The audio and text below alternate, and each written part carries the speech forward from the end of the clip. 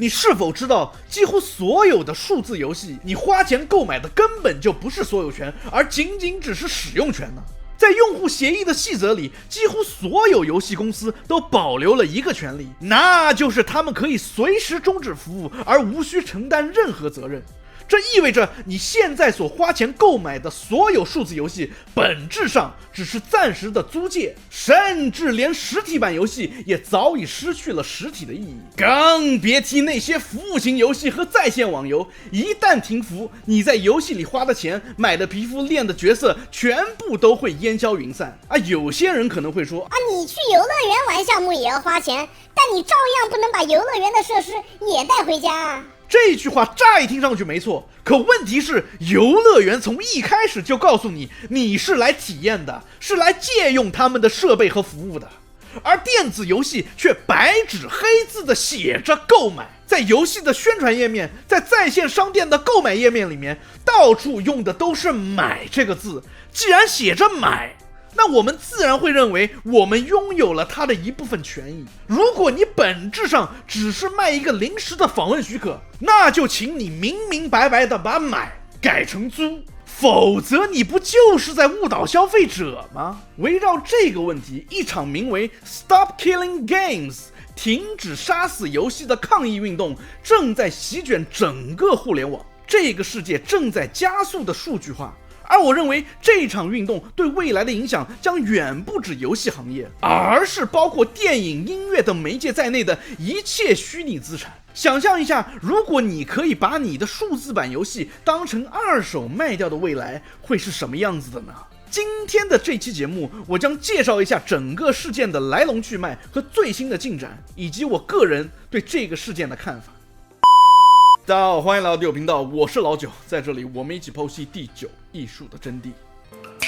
这场名为 Stop Killing Games 停止杀死游戏的运动，由知名 YouTuber Ross Scott 于2024年4月发起。其起因是育碧宣布关闭赛车游戏 The Crew 的服务器，使该游戏彻底无法游玩。尽管 The Crew 在很大程度上是一个单人游戏，但它始终要求玩家保持在线连接。服务器关闭之后，玩家即使拥有数字版本，甚至是实体光盘，也无法再次进入游戏。这引发了广泛的争议。为了应对这种数字产品计划性报废的现象， Ross 创建了 Stop Killing Games 的网站，并发起了一项欧盟公民倡议的签名请愿，目标是在2025年7月31日的截止日期前收集到100万个欧盟公民的签名。根据欧盟的法律，达到这一门槛之后，欧盟委员会必须对该议题进行正式审议。一旦欧盟立法，世界上的其他国家和地区也没有理由不迅速跟进，这将引发全球范围内对数字游戏所有权的重新审视与规范。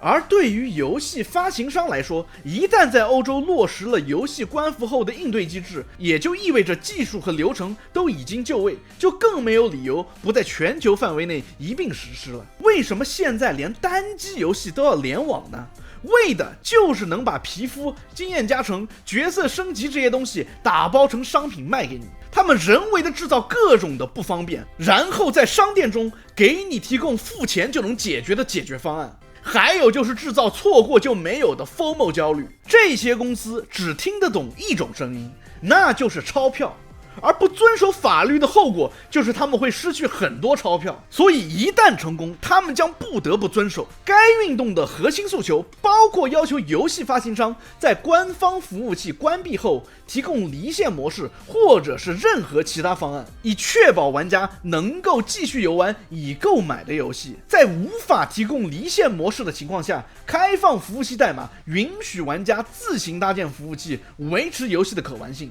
Ross 强调，这项运动并非是要反对游戏公司的商业行为，而是呼吁游戏公司在终止服务时尊重玩家所购买的权利和游戏作为艺术媒介的保存价值。有的人看到这儿又要跳出来说了，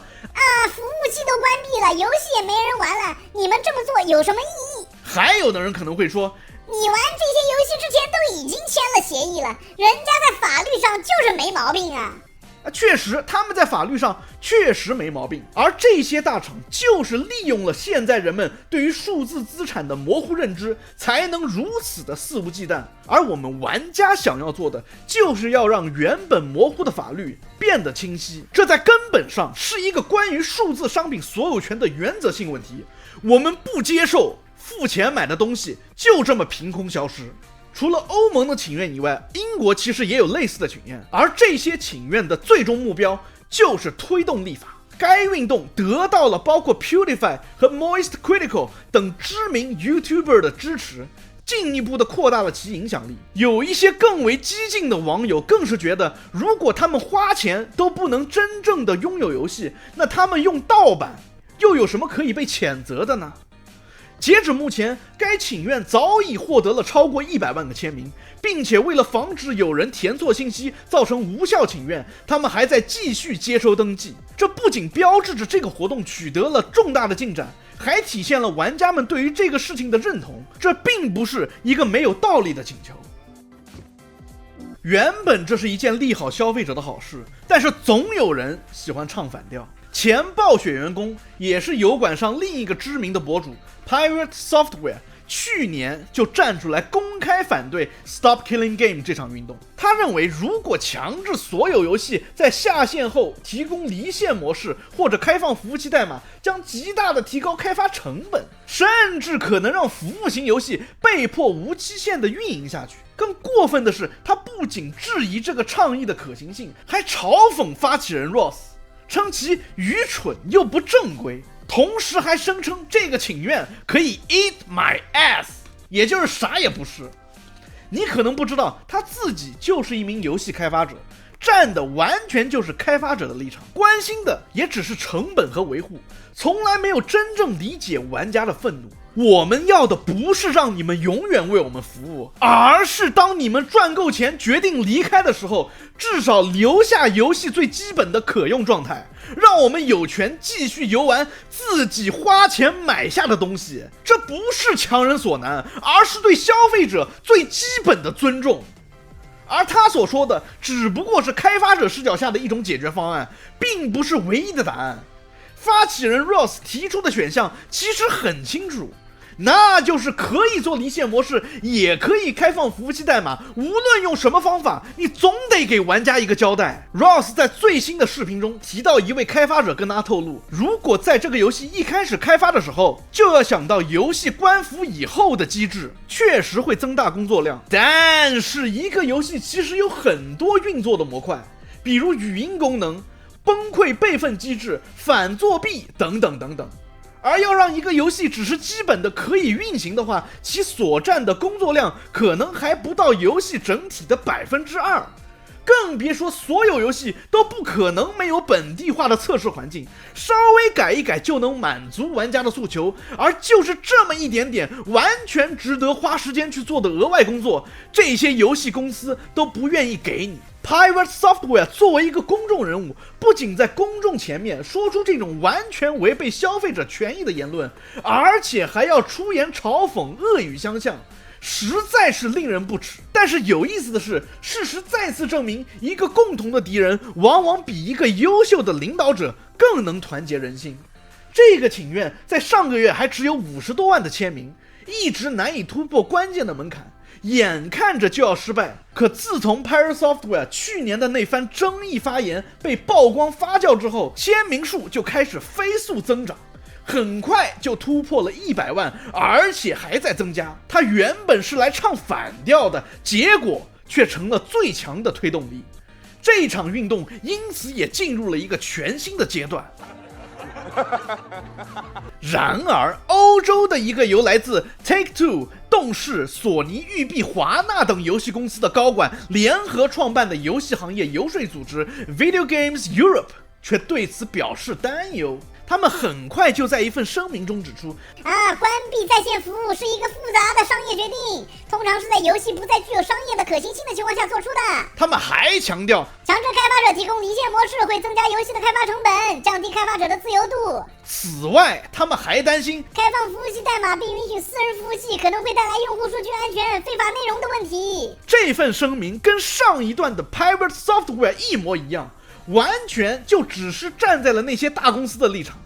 你看看他们的成员都有谁就明白了。这些回应看上去好像有道理，却忽略了停止杀死游戏倡议的核心诉求。先说说他们所声称的这个所谓增加游戏开发成本的问题。在这里我想引用一下 Ross 在他的视频里所说的一个例子。你们知道吗？在60年代，汽车是没有安全带的。那个时候的汽车制造商用同样的理由不给汽车装安全带。放在今天，你能想象吗？不能吧。但是当时的人们对此却毫不在意。游戏行业现在说实话还处在一个非常初期的萌芽阶段，过个几十年回头看，你才会发现现在我们被厂商压榨的有多么的彻底。真的，他还有脸跟我提数据安全？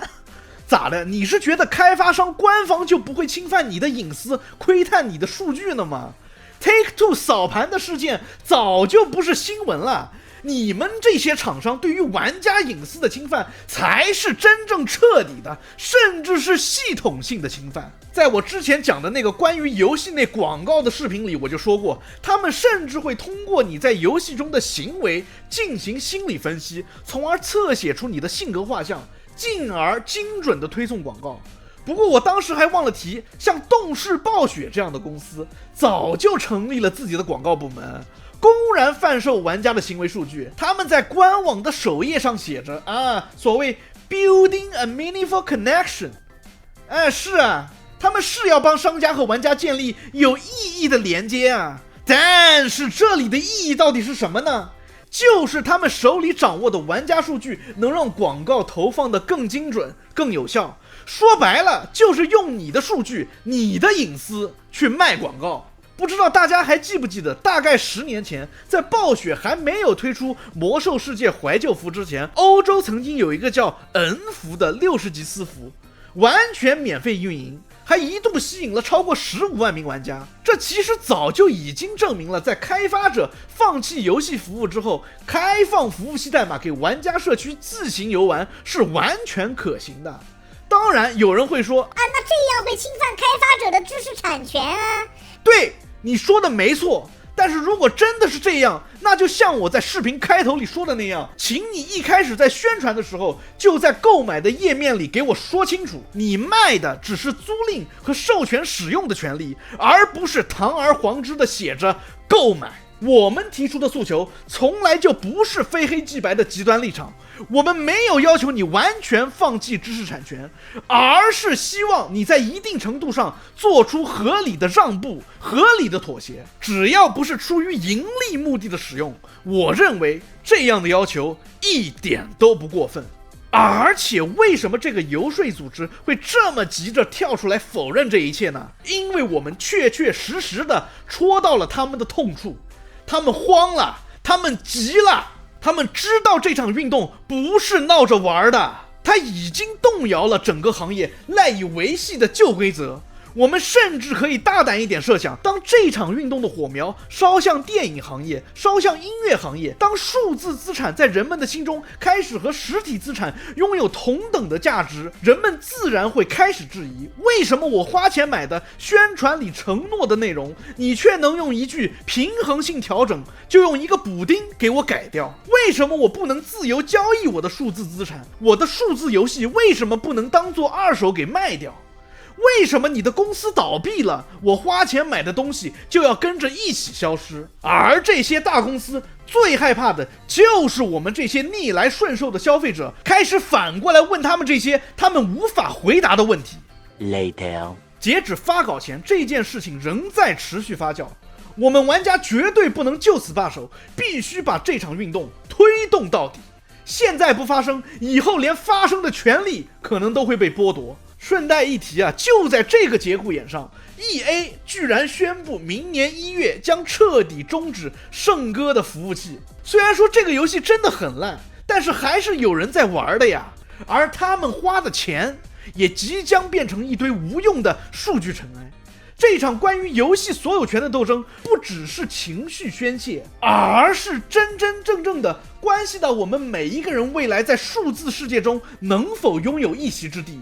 我真的非常庆幸这场运动的发生。如果你也不希望10年后、20年后回头看，发现自己买的一切都消失得干干净净，那就请加入这场运动，并告诉他们，我们不是沉默的消费者，我们要夺回本就属于我们的权利。Anyways， 欢迎收看第9频道，感谢大家的陪伴。如果你也有对 Stop Killing Games 的看法，欢迎在评论区分享，也别忘了订阅、关注、点赞、收藏。我们下期见 ，Peace。这特好 I don't give a damn。我天，我觉得我是帮你省了100万，天哪，特好特好，你看你自己看。